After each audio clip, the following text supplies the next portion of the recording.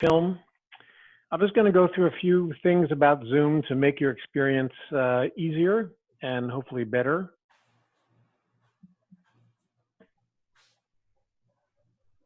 So using Zoom. So first of all, right now you're all muted and you do not have the ability to unmute yourself. We do this because more often than not, and you've probably experienced this, strange noises have a way of finding their way onto Zoom meetings. And we hear things from many of you that we'd probably rather not hear. So we just turn off the microphones and that way we don't have an issue. That leads to the second item, which is your camera. Right now, most of you have your cameras turned on. Now, when you have your camera turned on, that means that we see you. It also means that we see everything you do. Anyone who walks into the room, anything you look at when you turn away, when you're eating your dinner, doesn't matter, we get to see it. So it's perfectly fine to listen and watch this program with your camera off. And to do that, you just click on the little camera icon on the lower left-hand side of your screen so that there's a red line through it. If you'd like to do that, that's great. If you're not comfortable doing that, that's fine also. But just remember, we see you. And I've done my fair share of things I'd rather other people didn't get to see when I was on a Zoom meeting. So I just offer you that opportunity. Second thing here. If you're using a laptop or desktop, on the bottom center of your screen, you'll see something that says participants and something that says chat.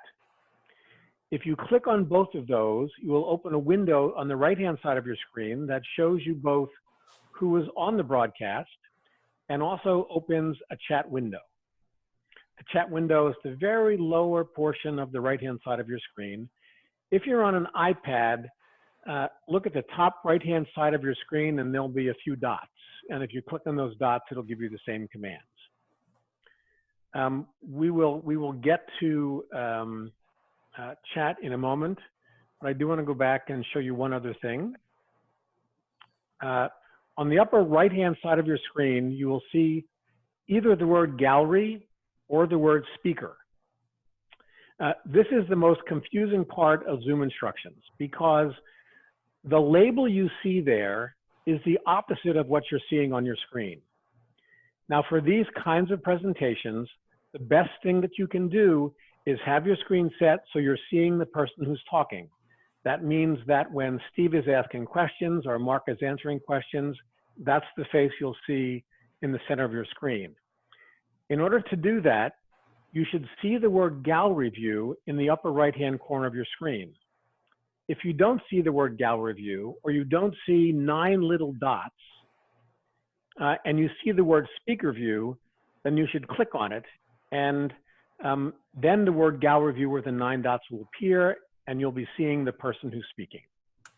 It's much easier to watch the program that way because you're not looking at all 27 of the other people who are actually here today. Now we go to chat, and chat is the way you ask questions. So on the lower right-hand side of your screen, you'll see something that says type a message here.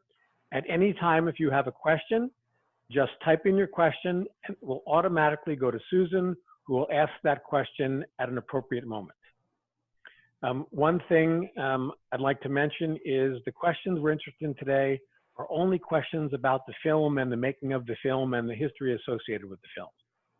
So try to narrow your questions to that only. If there are any questions, I'm happy to answer them. You can write them in the chat window and Susan can relay them to me. Otherwise, let's get started. I will unshare my screen, return you to the speaker, and turn off my camera. Okay. And I'm going to share my screen, and then Steve will take it away. So let me get into that. Good afternoon, everyone, and welcome.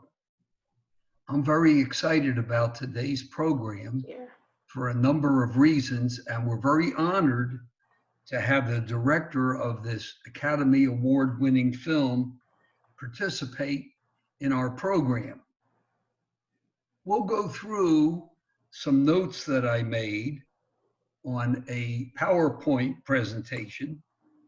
I've invited Mark Harris to interrupt me at any time, and please add any comments that he would like to make about the items that are listed on the PowerPoint. The other thing is that as we go through that PowerPoint, you may have